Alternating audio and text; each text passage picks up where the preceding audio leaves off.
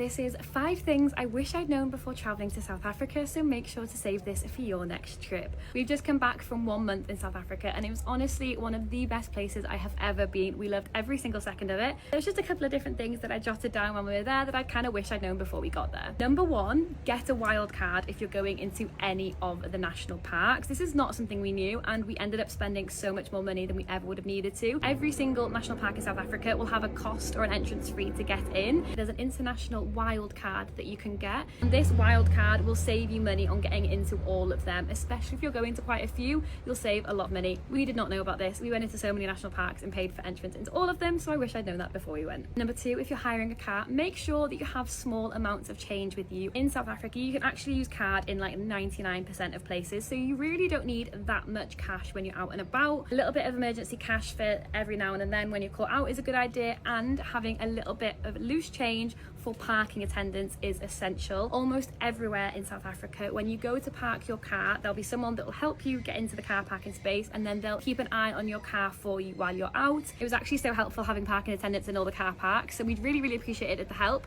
and always thank people with a tip, so carry around small change for the tips whenever you go. Number 3, most supermarkets will have their own discount card. This isn't something that we knew, so when I was looking at the prices in the supermarket, I was looking at the cheaper price, thinking that I was going to get that price when we went to checkout. For ages we were going to the checkout, paying for things, didn't have a discount card, and we were actually spending a lot more than we needed to. 2 things: you can either just sign up to all these discount cards if you're there for long enough, but if you're a tourist and you're not there for very long, just be a little bit cheeky and ask someone in the queue next to you if you could borrow their discount card. I did it so many times after I realized that we could save money, and everyone was always so friendly and more than happy to let us borrow their discount card, and it genuinely saves you so much. Number 4, if you're going on safari, make sure to bring the actual safari dress code. Call me stupid because I now know in hindsight that this is very stupid, but previously when I've seen people going on safari and going dressed as safari people, I thought it was like fancy dress. I don't know, I just didn't think it mattered that much what you wore on safari, but it really does. There's a reason why people wear safari like uniform when they go,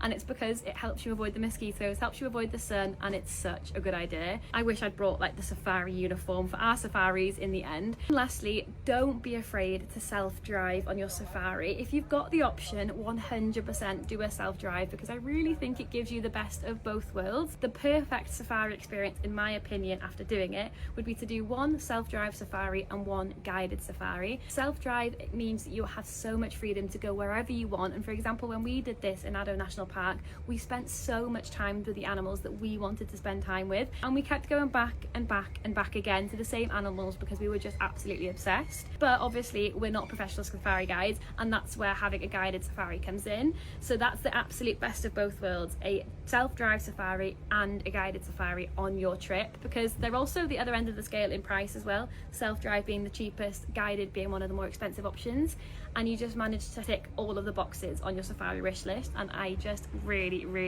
loved it, so much more than I thought I would. If you've ever traveled to South Africa, or if you're South African yourself and you've got any tips for tourists, please feel free to leave them down in the comments as well. Let's make this a big hub of information for people to enjoy their trip as much as possible. If you've got any questions at all, please feel free to comment down below, and like and follow for more.